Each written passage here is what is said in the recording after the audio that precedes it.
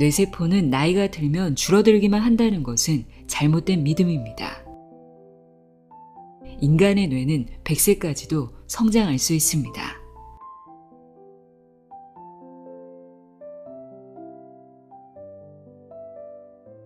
안녕하세요. 나의 소리책갈피 소리내어 읽다입니다.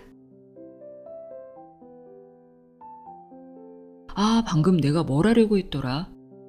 그거 있잖아, 그거. 그 사람 이름이 뭐였지? 이렇게 사소한 깜빡임이 잦아질 때 덜컥 걱정이 되기도 하죠. 게다가 평균 수명이 늘어나면서 100세 시대를 이야기하는 지금, 혹시 모를 치매라는 불청객에 대한 막연한 두려움을 느끼시는 분들도 적지 않을 겁니다. 나이가 들면 기억력이 떨어지고 뇌기능이 쇠퇴하는 것이 당연한 순리처럼 여겨지기도 하는데요. 그런데 만약 우리의 뇌가 나이와 상관없이 계속해서 성장하고 발달할 수 있다면 어떨까요? 더 나아가 치매 역시 충분히 예방하고 늦출 수 있다면요? 오늘 이 시간에는 바로 그런 희망적인 메시지를 담은 책 한 권을 소개해 드리려고 합니다. 신경외과 전문의이자 치매 예방 분야의 권위자인 하세가와 요시야 박사의 100년 두뇌입니다. 저자는 일본에서 손꼽히는 치매 명의로 누적 진료 건수만 20만 건이 넘는다고 합니다. 이 책은 최신 뇌과학 연구 결과를 바탕으로 우리의 뇌는 100세까지도 충분히 현역으로 활동할 수 있는 놀라운 잠재력을 지니고 있다고 이야기합니다. 더 이상 뇌 노화나 치매를 숙명처럼 받아들일 필요가 없다는 건데요. 단순히 긍정적으로 생각하라는 막연한 이야기가 아닙니다. 우리가 일상에서 쉽게 실천할 수 있는 구체적인 뇌 단련법부터 뇌 건강에 좋은 식습관, 운동, 그리고 무엇보다 중요한 마음 관리법까지 마치 뇌 건강 주치의처럼 친절하고 명쾌하게 그 비결을 알려주고 있습니다. 특히 치매를 예방하려면 담뱃가를 중시하는 식생활이 매우 중요하다고 하는데요.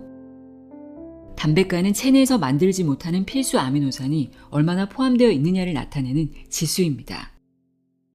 이 지수에서 유일하게 만점을 받은 음식이 있는데요. 바로 달걀입니다. 우리가 매일같이 접하는 이 평범해 보이는 달걀 속에 100세까지 뇌를 총명하게 지켜줄 강력한 비밀이 숨겨져 있다고 하는데요. 그럼 지금부터 완전 식품이라 불리는 달걀이 어떻게 뇌세포를 활성화하고 기억력을 증진시키는지, 또 우리 뇌를 건강하게 만드는 다양한 몸 관리법에는 어떤 것들이 있는지 자세히 전해드립니다. 하세가와 요시야의 100년 두뇌 내용의 일부를 읽어드립니다. 귀 기울여 들어보세요. 세상의 모든 지혜를 읽어드리는 소리내어 읽다. 구독과 좋아요, 공유는 큰 힘이 됩니다. 평생 쓸 수 있는 뇌, 평생 쓸 수 없는 뇌. 작업기억의 신비한 힘. 지적 생산의 열쇠를 쥔 작업기억. 뇌기능이 안정적일 때 오늘은 어디에 다녀오셨어요? 라는 질문을 받으면 사람은 하루를 곰곰이 되돌아보고 머릿속에서 다양한 기억을 끄집어낸다. 이때 끄집어낸 기억과 정보를 결합하는 역할을 하는 것이 바로 작업기억이다. 너무 당연한 이야기라 작업기억의 역할이 얼마나 중요한지 잘 와닿지 않을 수 있지만 작업기억은 뇌의 전략본부나 마찬가지다. 작업기억은 들어온 정보를 일시적으로 저장했다가 뇌에 있던 다른 정보와 결합해 사고, 계산, 판단과 같은 지적 생산 작업을 수행한다. 뇌의 전전두엽에 자리한 작업기억은 매일같이 밀려드는 대량 정보를 정리한다. 책상 앞에 앉아 바쁘게 일하는데 걸려오는 전화, 도착하는 이메일, 상사의 호출로 스케줄이 조금씩 어긋난 적이 있지 않은가? 무심결에 잠깐 SNS 화면을 열었다가 다른 웹사이트로 잇따라 푹 빠져들던 차에 오전에 이야기한 안건은 어떻게 되었어요? 라는 동료의 질문을 듣고 다시 현실로 돌아온 경험이 있을 것이다. 이때 작업기억이 수행하는 기능은 주로 두 가지다. 정보를 이용해서 작업할 수 있도록 일시적으로 저장한다. 정보의 우선순위를 정한 다음 처리한다. 친구나 가족에게 주말 어떻게 보냈어? 오늘 회사에서 어땠어? 라는 질문을 받았을 때 오랜만에 온천에 다녀왔는데 기막힌 일이 있었어. 오늘은 부장님 말씀이 끝나지 않아서 회의가 한도 끝도 없이 길어졌어 라고 대답하면서 막힘없이 대화를 주고받을 수 있는 것도 작업 기억 덕분이다. 이처럼 우리는 일할 때든 공부할 때든 일상적으로 작업 기억을 사용한다. 왜 자꾸만 깜박할까? 흔히들 나이를 먹으면 새로운 것을 잘 기억하지 못한다고 말한다.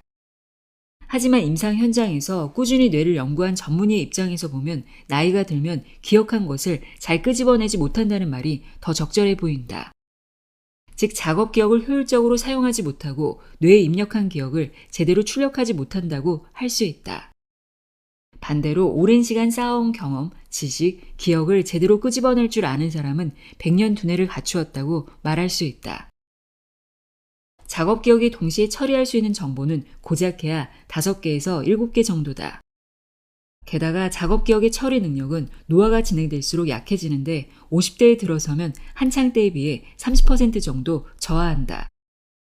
따라서 능력이 떨어지기 전에 미리 작업 기억을 효율적으로 사용하는 방법을 터득하는 것이 무엇보다 중요하다. 작업 기억의 해방이 중요한 이유. 작업 기억을 효율적으로 사용하려면 어떻게 해야 할까? 핵심은 바로 해방이다. 앞서 간단히 설명했듯이 작업 기억이 처리할 수 있는 정보량에는 한계가 있다. 1990년대 후반 컴퓨터가 폭발적으로 보급되던 시절을 떠올려 보자. 누구나 일하던 중에 갑자기 컴퓨터가 멈춰 식은땀을 흘려본 경험이 있을 것이다. 예를 들면 엑셀로 수치를 정리하고 워드로 제안서를 작성한 다음 이미지를 추가하려고 이미지 편집 프로그램을 실행해 사진 파일을 열자마자 컴퓨터가 다운되는 시기다. 화면이 멈추고 키보드를 두드리거나 마우스를 클릭해봐도 아무런 반응이 없어 결국 저장하지 못한 작업 파일을 전부 날리고 만 적이 있지 않은가? 컴퓨터가 다운된 원인은 작업하는 데 필요한 메모리의 용량이 부족했기 때문이다. 동시에 여러 프로그램을 실행해 메모리가 부족해지자 컴퓨터의 운영체제 자체가 멈춰버린 것이다. 앞서 이야기했듯이 작업 기억이 동시에 처리할 수 있는 정보는 평균 5개이며 최대 7개 정도로 알려져 있다. 비유하자면 컴퓨터가 멈추지 않고 매끄럽게 실행할 수 있는 프로그램의 개수가 5개에서 7개라는 의미다. 일하는 속도가 빠르고 기억력이 좋은 사람은 월등하게 뛰어난 작업 기억을 갖춘 것이 아니라 작업 기억을 해방하기 위해 각각의 작업을 재빠르게 끝내는 비결을 터득한 사람이다. 작업 기억의 처리 능력을 키우려면 근력을 키울 때처럼 과부하를 걸어서는 안 된다. 효율적으로 작업 기억의 공간을 해방시켜 순차적으로 새로운 정보를 처리하는 법을 익혀야 한다. 감정이 두뇌를 자극한다.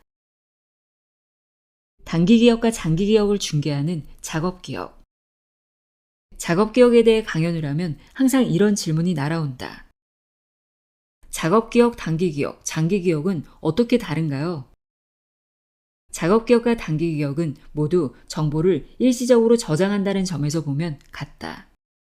다만 이제까지 설명했듯이 작업 기억은 사고, 계산, 판단 등 무언가를 처리하는 반면 단기 기억은 정보를 잠시 저장해두는 능력을 갖춘 기억 저장소다. 거래처 미팅에서 처음 만난 세 사람과 서로 명함을 교환했다고 해보자. 대화를 나눌 때 땡땡씨는 몇 년도에 입사하셨나요? 라고 소리내어 말하면서 의식적으로 상대방의 이름을 외우는 것은 단기 기억의 능력을 활용한 기술이다. 하지만 미팅을 마치고 다시 회사로 돌아와 바쁘게 일하고 퇴근할 즈음이면 세 사람의 얼굴은 그려져도 이름은 잘 떠오르지 않을 것이다. 그렇다고 해서 기억력이 약해졌다고 걱정할 필요는 없다. 원래 뇌는 기억하기보다 망각하기를 더 잘하며 이것은 단기 기억의 특징이기도 하다. 단기 기억은 일시적으로 외운 정보를 모두 장기 기억으로 옮기지 않고 선별한다. 이때 어떤 정보를 저장할 것인가는 그 정보가 생명에 얼마나 관련되는지에 따라 구분된다. 예를 들어 공원을 벗어나서 도로를 건너려다가 자동차에 치일 뻔한 경험을 했다면 이 공원 앞 도로는 위험하다는 정보가 장기 기억에 새겨진다. 한편 미팅에서 만난 사람의 이름은 자신의 생명에 관여하는 정보가 아니므로 단기 기억에서 장기 기억으로 쉽사리 옮겨지지 않는다. 하지만 사람은 생명에 관한 내용 이외에도 수많은 정보를 기억한다. 정보의 입력과 출력을 반복하고 다른 기억과 엮어서 하나의 이야기를 만드는 방식으로 같은 정보를 여러 번 떠올리면 뇌가 해당 정보를 생명에 관여하는 중요한 정보일지도 모른다고 착각해서 장기 기억에 저장하기 때문이다. 예를 들어 미팅 자리에서 명함을 교환한 사람 중 한 명이 자신의 배우자와 같은 대학 출신이라는 사실을 알게 되면 작업 기억이 작동한다.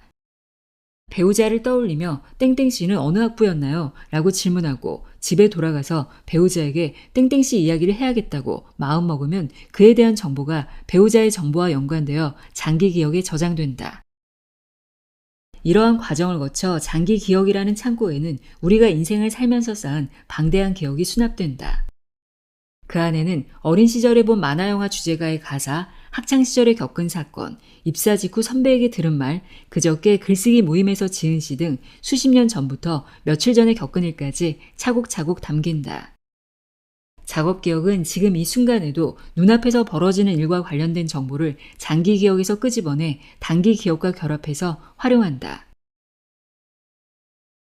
감정을 수반한 경험이 기억에 쉽게 남는다. 장기 기억에 우리가 살면서 접한 모든 정보를 저장할 순 없다.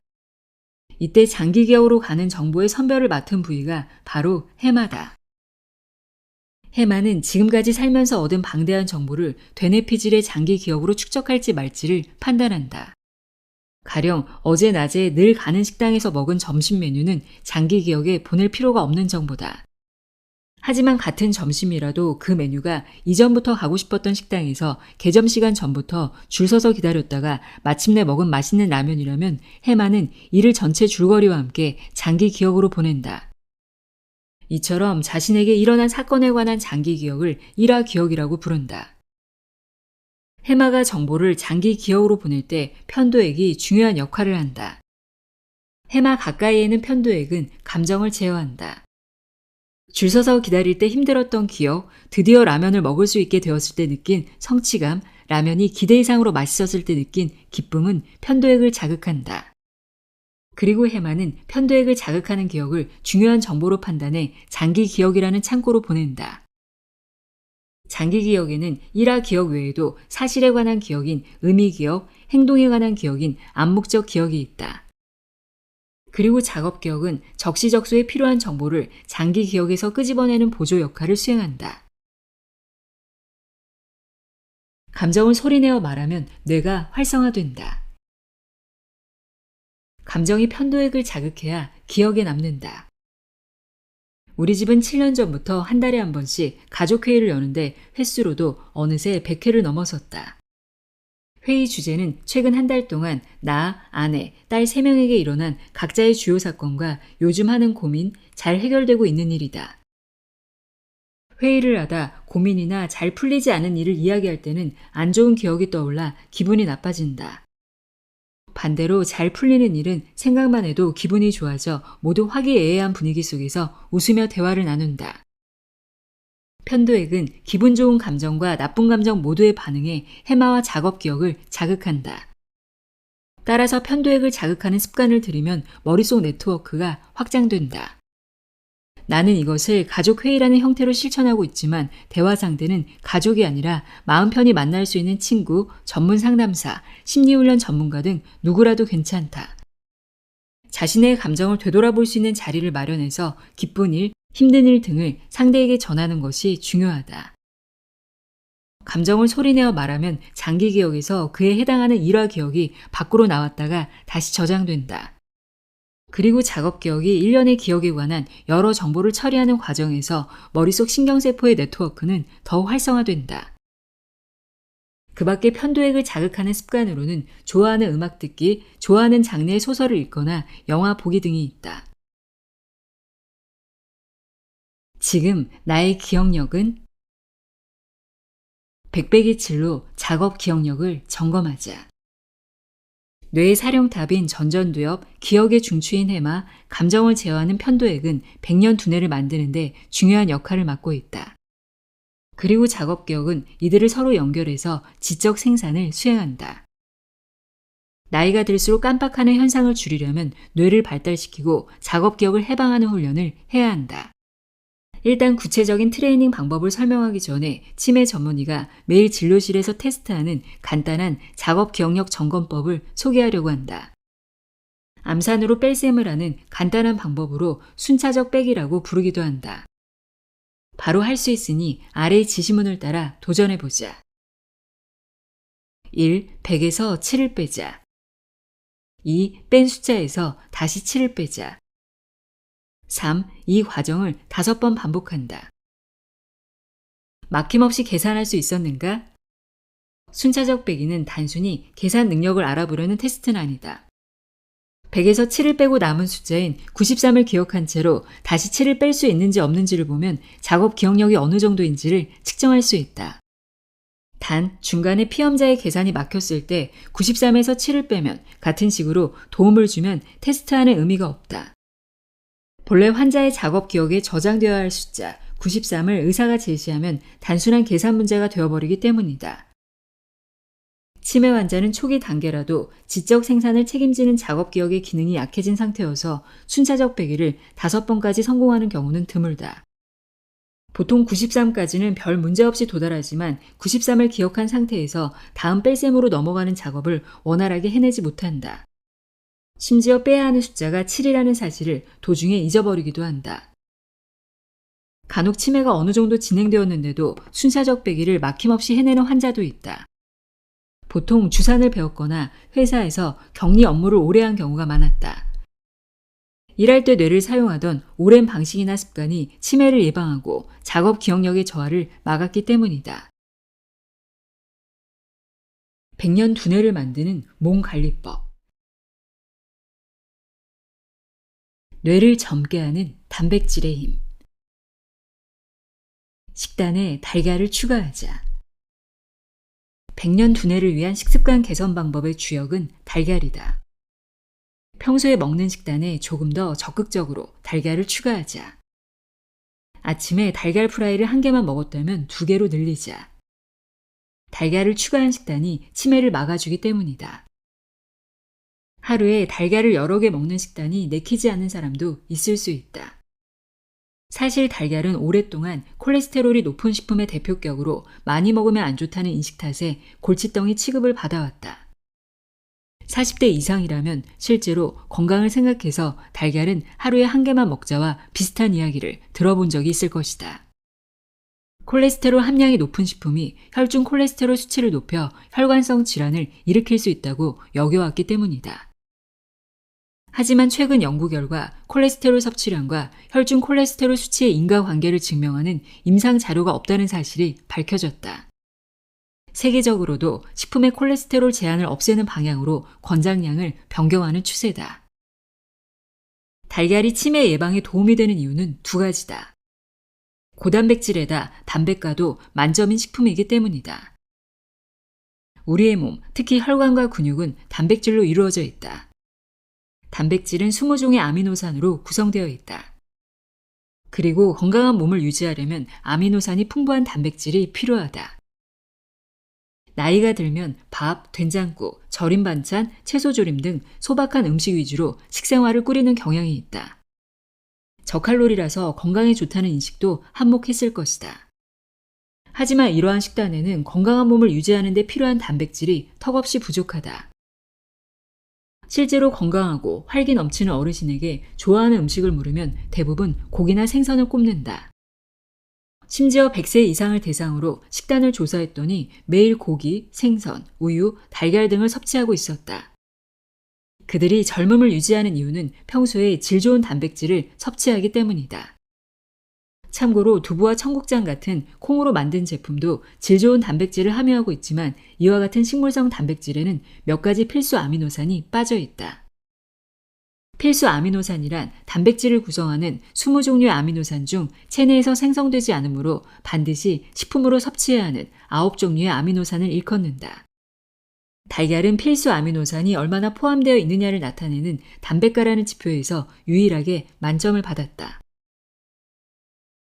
담백가가 높은 음식이 100년 두뇌를 만든다. 담백가란 단백질의 영양가를 나타내는 지수다.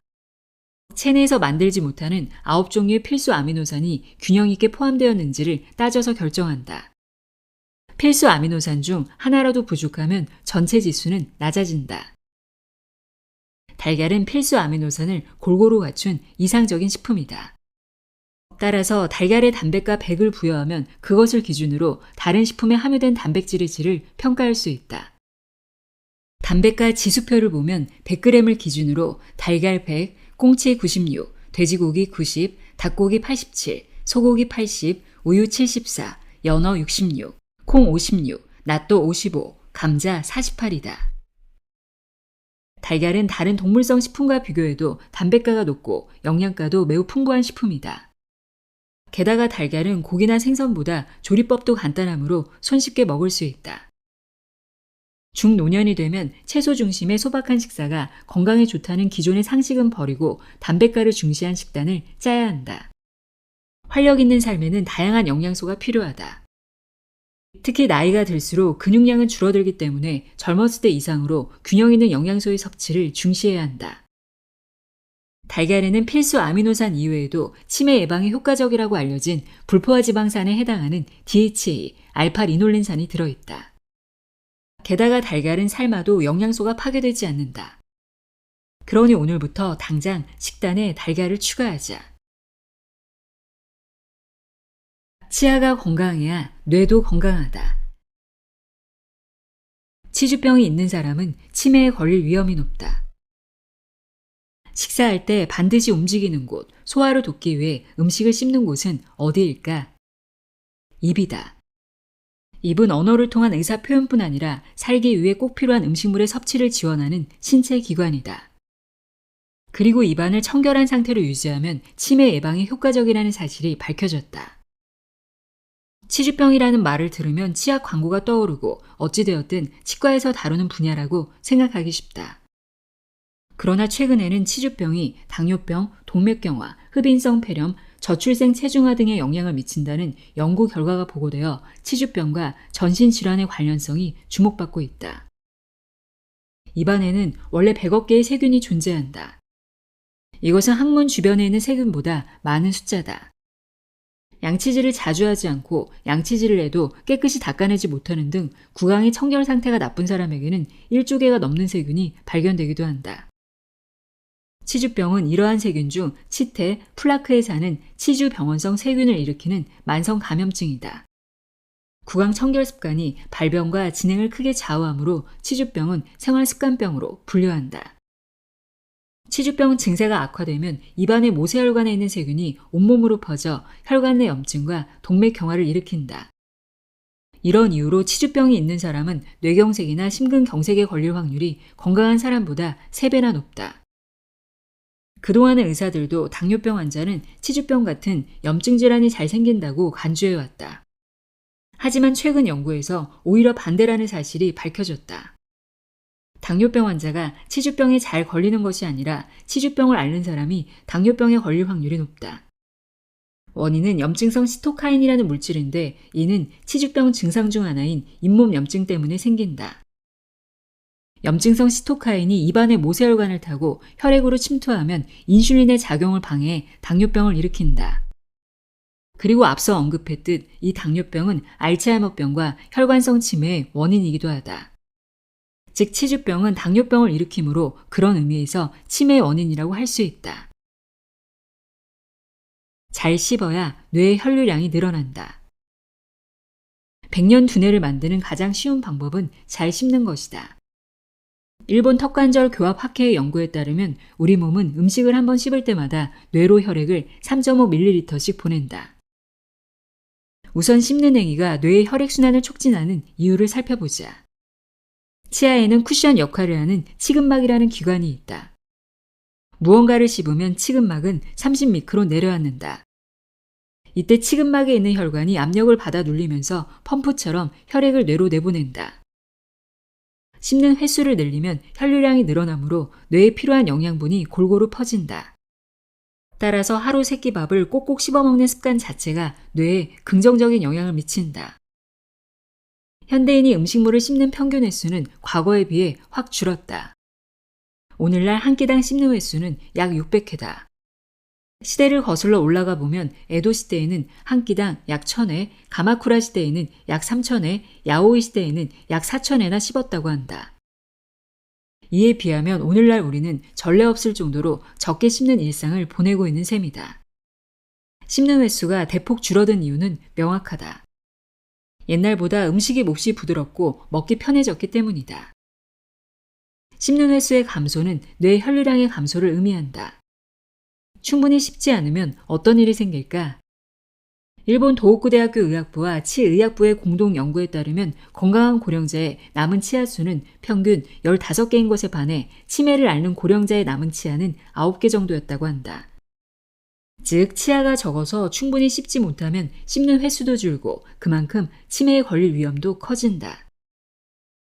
식사할 때 의식적으로 씹는 횟수를 늘리는 것도 중요하지만 간식으로 껌이나 마른 오징어 등을 먹는 방법도 고려해 볼 만하다. 예를 들어 1회에 10분 정도 하루에 3번 껌을 씹으면 약 1800회가 된다.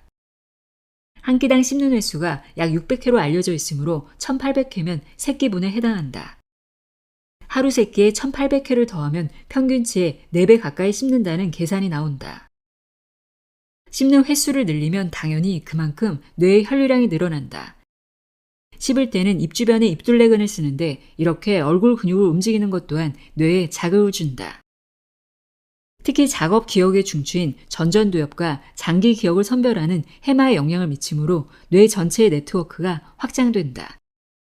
씹는 것은 백년 두뇌를 갖추는 데 있어 결코 얕봐서는 안 될 행위다.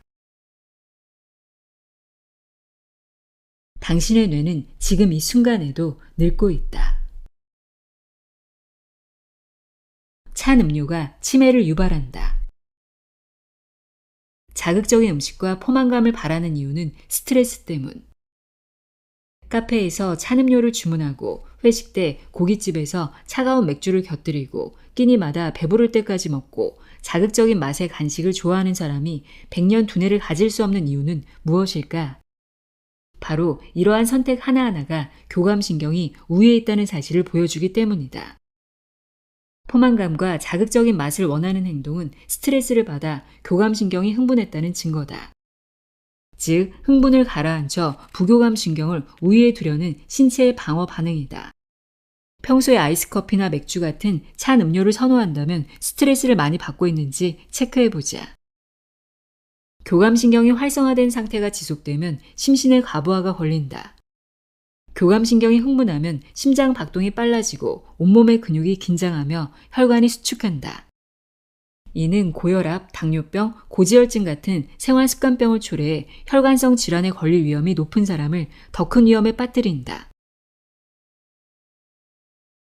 몸을 움직이지 않으면 뇌도 멈춰버린다. 뇌는 몸을 움직일 때 가장 활발하게 활동한다. 환자와 보호자에게 건강습관을 점검했을 때 가장 해당하지 않는 항목이 운동을 하루에 30분 이상, 일주일에 3회 이상 하는가였다. 운동은 뇌를 평생 쓸 수 있도록 단련하는데 매우 중요한 요소이며 이는 각종 연구 자료를 통해서도 확인할 수 있다. 미국 조지아 공과대학교에서 실시한 운동과 뇌에 관한 연구에 따르면 20분 정도 가벼운 유산소 운동을 하고 나면 3, 4시간 동안 인지능력, 집중력, 사고력이 높아진다고 한다. 운동으로 뇌 혈류가 개선되어 의욕과 학습 등에 관여하는 도파민이 분비되기 때문이다. 마찬가지로 스트레칭이나 체조 같은 가벼운 운동, 걷거나 서서 하는 작업도 효과가 있다. 까마득한 옛날부터 인간은 몸을 움직일 때 머리를 썼다. 수렵으로 먹고 살던 시대에 인간은 동료와 함께 지혜를 발휘해 자신들보다 덩치가 큰 사냥감을 잡았다. 살아남기 위해 몸을 움직이고 머리를 쓰면서 뇌를 발달시켰다. 이것은 사냥을 하지 않는 오늘날 우리에게도 해당한다. 뇌 기능을 높이려면 몸을 움직여야 한다. 하루에 15분에서 30분씩 일주일에 3회 정도 걸으면 체형을 건강하게 유지할 수 있다. 식생활과 운동을 결합한 건강법이라고 하면 다이어트를 떠올리는 사람도 있겠지만 뇌를 평생 쓸 수 있도록 단련하는 과정에서 과도한 다이어트는 필요 없다. BMI 18.5 이상 30 미만은 지나치게 마르거나 살찌지 않은 딱 좋은 체형을 의미한다. 예전에 진료실에서 환자에게 걷기 운동을 권했는데 걸어도 몸무게는 줄지 않는다는 말을 들은 적이 있다. 하지만 애초에 걷기 운동을 하는 목적은 체중 감량이 아니라 적당한 운동 습관을 기르기 위해서다. 반대로 말하면 40대인데도 운동을 전혀 하지 않거나 최근 한 달 사이에 한 번도 유산소 운동을 한 적이 없는 사람은 평생 쓸 수 없는 뇌로 향하는 길에 서 있는 것이나 마찬가지다. 100년 두뇌를 만드는 두뇌 정돈법. 작업 기억을 해방하는 습관. 작업 기억을 해방하지 못하는 사람의 특징. 나는 뇌가 돌아가는 시스템을 알고 난 뒤부터 평소 작업 기억을 해방하는 것을 염두에 두고 생활하기 시작했다. 작업 기억은 근육을 단련하듯이 무조건 과부하를 걸어서는 안 되며 작업 기억의 공간을 순차적으로 해방해야 효율적으로 쓸 수 있다. 머릿속에 공간이 생겨야 새로운 작업이나 기억을 입력할 수 있기 때문이다. 작업 기억을 잘 해방하지 못하는 사람의 특징은 다음과 같다. 바쁘다는 말을 입버릇처럼 달고 사는 것 치고는 작업 효율이 낮고 일 처리도 서투르다. 일 처리 방식이 두서없고 즉흥적이어서 실수가 잦다. 뭐였더라? 하고 자주 깜빡한다. 평균 5개, 최대 7개까지 동시에 처리할 수 있는 작업 기억이 포화 상태에 빠지면 뇌 네트워크가 정상적으로 작동하지 않아 작업 효율이 떨어진다. 포화 상태에서 머릿속에 새로운 과제가 추가되면 의도하지 않아도 뇌는 오래된 과제, 생명에 직접 관여하지 않는 작업부터 기억에서 삭제한다. 작업 기억을 해방하는 3가지 습관. 평소 작업 기억을 해방하는 습관을 들이면 뇌 네트워크가 마비되는 사태를 피할 수 있다. 그를 위해 바로 처리하기, 메모하기, 기록 남기기라는 3가지 방법을 실천하자. 1. 바로 처리하기. 해야 할 업무 중 바로 처리할 수 있는 과제는 미루지 말고 그 자리에서 해치우자. 바쁜 사람일수록 바로 할 수 있는 일은 이메일로 보내든 전화를 하든 순식간에 끝내자. 2. 메모하기. 바로 처리하기 어려운 복잡한 업무라면 차근차근 메모를 하며 일단 상황을 파악한 다음 우선순위를 정하자. 당장 해결하지는 못해도 메모하고 우선순위를 정하는 것만으로도 작업 기억은 해방되므로 새로운 정보 처리 과정으로 넘어갈 수 있다. 3. 기록 남기기. 세상에는 바로 처리하거나 메모만으로는 해결하기 어려운 일도 있다. 그럴 때는 시각 정보의 힘을 빌리자. 글이나 그림의 형태로 기록을 남기는 방법이다. 머릿속으로만 고민하지 말고 기록을 남기면 과제가 시각 정보로 바뀌어 주어진 과제의 전체 모습을 파악할 수 있다. 그러면 막혀있던 사고 활동이 활발해져 새로운 대응책을 발견할 수 있다. 계속 고민만 하면 작업 기억이 정체되지만 해결책을 찾아내면 문제가 처리되므로 작업 기억도 해방된다. 습관을 들이자 기억력이 좋아졌다. 바로 처리하기, 메모하기, 기록 남기기를 실천하는 내 일과를 소개하겠다. 나는 아침에 차를 가지고 집에서 병원으로 출근한다. 운전하면서 휴대용 녹음기에 그날 할 일을 전부 녹음한다. 녹음 시간은 보통 1, 2분 정도다. 병원에 도착하면 책상에 앉아 녹음한 내용을 다시 들으면서 오늘 해야 할 일을 파악하고 메모한 뒤 우선순위를 정한다. 이 시점에 그날 하루의 일정과 반드시 처리해야 할 일이 무엇인지 고민해야 할 필요가 사라진다. 작업 기억이 스케줄을 정리하고 일 처리 순서를 정해야 하는 사고 활동에서 벗어나기 때문이다. 마지막으로 우선순위를 정하기 힘든 업무, 한참 남은 일정에 대한 준비사항 등을 수첩에 기록한다. 이런 식으로 아침에 제일 먼저 작업 기억을 자유롭게 한 다음 개운한 마음으로 환자를 맞이한다. 작업 기억을 해방하는 습관을 들이고 나니 만나는 모든 환자와 충분히 대화를 나눌 여유가 생겼다. 또한 말투나 표정 변화를 비롯해 이전보다 환자의 상태를 더 세세히 알아차릴 수 있게 되었다. 작업 기억을 해방하면 해야 할 일을 깜빡하고 있는 것이나 애초에 해야 할 일이 무엇이었는지조차 떠올리지 못하는 답답한 상황에서 벗어날 수 있다. 그리고 일이 순서에 맞게 착착 진행되므로 작업 기억은 해야 할 일을 처리하고 곧바로 새로운 지적 생산에 돌입한다. 잘 외우는 것보다 많이 떠올리는 것이 중요하다. 인간의 뇌는 망각하도록 만들어져 있다. 이제 아웃풋을 염두에 두고 입력하는 습관과 작업 기억을 해방하는 습관을 기르는 구체적인 방법을 살펴보자. 두 가지 모두 전전두엽의 기능과 작업 기억 능력을 강화하는 생활 습관으로 실생활에 바로 적용할 수 있다. 먼저 기억력을 높이는 훈련을 소개하겠다. 19세기 독일의 실험 심리학자 헤르만 에빙하우스는 인간의 뇌는 망각하도록 만들어져 있다는 사실을 발견했다. 그는 연구 대상자에게 알파벳 3개로 이루어진 의미 없는 단어를 여러 개 외우도록 시킨 다음 기억이 사라지는 속도를 실험하고 정리했다. 이것이 바로 지금까지 기억에 관한 연구의 바탕을 이루는 그 유명한 에빙하우스의 망각 곡선이다. 실험 결과 연구 대상자들은 단어를 외운 후 20분 뒤에 42%, 1시간 뒤에 56%, 하루 뒤에 74%, 일주일 뒤에 77%, 한 달 뒤에 79% 정도를 잊어버렸다. 즉 인간은 외운 직후에 기억의 40% 정도를 잊고 하루가 지나면 70% 이상을 잊어버린다. 인간의 뇌가 기억을 잊도록 만들어진 이유는 무엇일까? 바로 뇌가 생존에 관여하는 중요한 정보를 우선적으로 기억하기 위해서다.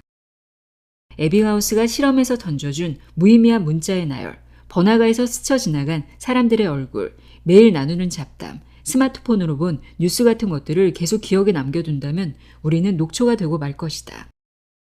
망각은 살기 위해 필요한 기능이다. 그런데 때로 잊고 싶지 않거나 잊어서는 안 되는 기억까지 잊어버리는 경우가 있다. 뇌 본연의 기능을 고려하면 말도 안 되는 생각일 수도 있지만 무엇을 기억에 담아둘지 스스로 고를 수 있다면 그것만큼 편리한 일도 없을 것이다. 이러한 능력을 기르고 싶다면 망각은 인간의 숙명이고 기억한다는 것은 잘 외우는 것이 아니라 얼마나 떠올리느냐에 관한 문제라는 것을 이해해야 한다. 다시 말해 학창시절에 공부하던 방식대로 무리해서 정보를 외우지 말고 기억을 떠올리는 장치를 만들자. A4 독서법으로 기억의 갈고리를 만들자. 기억을 떠올리는 장치로 A4 독서법을 추천하고 싶다. 나는 의학 전문서든 소설이든 비즈니스 서적이든 만화든 책을 한 권 읽으면 A4 용지 한 장에 다음과 같은 내용을 정리한다. 읽은 날짜, 장소, 날씨, 업무에 도움이 될 만한 정보, 인상적인 문구, 신선한 표현, 읽으면서 떠오른 의문. 항목별로 정리를 마치면 이메일 제목에는 책 제목을, 본문에는 정리한 내용을 적어서 나에게 보낸다.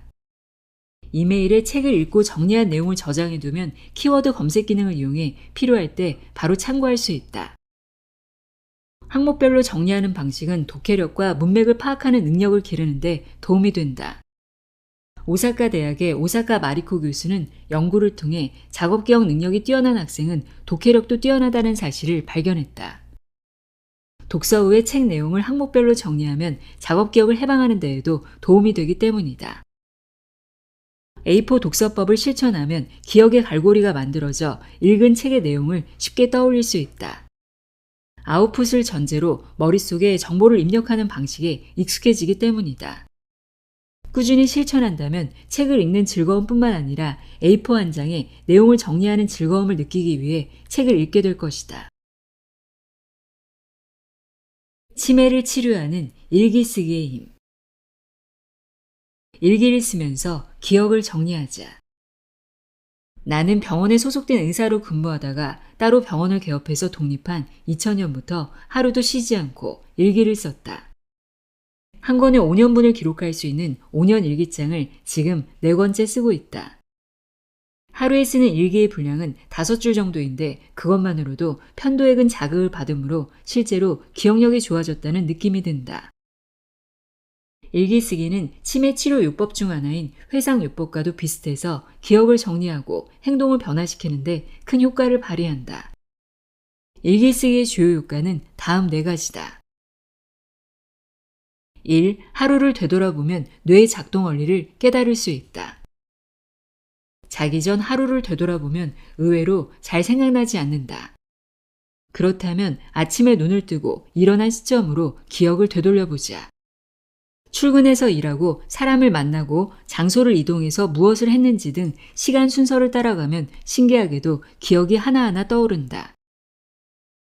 이러한 현상은 뇌의 작동 원리를 잘 보여준다. 사람은 매일 작업 기억을 이용해서 정보를 처리한다. 매일 입력되는 대량의 정보를 처리해 필요한 때에 끄집어내는 일상을 반복한다. 정보가 넘쳐흐르는 현대사회에서는 누구나 정보 과잉 상태에 빠져 허덕이는 나날을 보낸다. 이때 일기를 쓰면 머릿속을 정리할 수 있다. 하루를 되돌아보면서 받아들인 정보를 정리하고 때로는 어떤 정보를 기억할 것인지 취사 선택하자. 일기 쓰기는 정보를 효율적으로 정리하는 데도 큰 도움이 된다. 2. 정보를 아웃풋하면 기억력이 좋아진다. 정보를 머릿속에 입력하기만 하면 사람의 뇌는 점점 정보를 잊는다. 그러나 출력을 병행하면 단기 기억이 장기 기억으로 이동해 안정적으로 정착한다. 일기를 쓸 때의 상황을 그려보자. 무슨 일이 있었는지를 떠올리고 머릿속을 정리하고 다시 떠올리는 작업을 반복한다. 일기 쓰기라는 아웃풋 행위에는 정보를 반복한다는 의미도 들어있다. 결과적으로 머릿속 여기저기에 기억의 갈고리가 생겨나 기억력을 강화하는 효과를 얻을 수 있다. 3. 감정이 더해지면 편도액이 자극받는다. 일기를 쓰다 보면 그날 느낀 감정도 함께 떠오른다.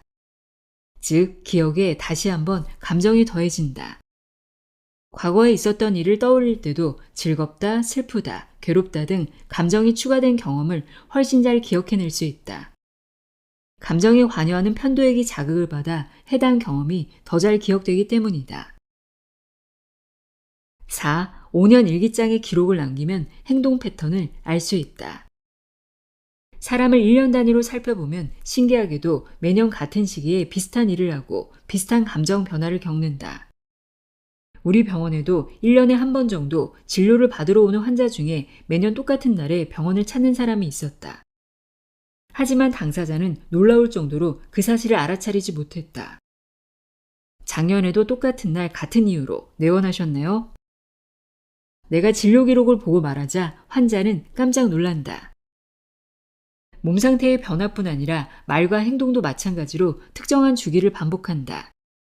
1년 전, 2년 전, 3년 전, 내일 날짜에 무슨 일이 있었는지 되돌아보면 자신이 실수를 잘 저지르거나 반대로 집중력을 발휘해 일을 잘 처리하는 시기, 시간, 요일이 언제인지를 알아낼 수 있다. 이러한 발견을 바탕으로 일정을 짠다면 실수를 피하면서 효율적으로 지적 생산을 해낼 수 있다. 매일 방대한 정보의 소용돌이 속에 사는 사람일수록 일기를 쓰면 회상요법의 효과가 더 크게 나타난다. 두뇌 훈련의 일환이라 여기고 꾸준히 일기 쓰는 습관을 들인다면 반드시 도움이 될 것이다.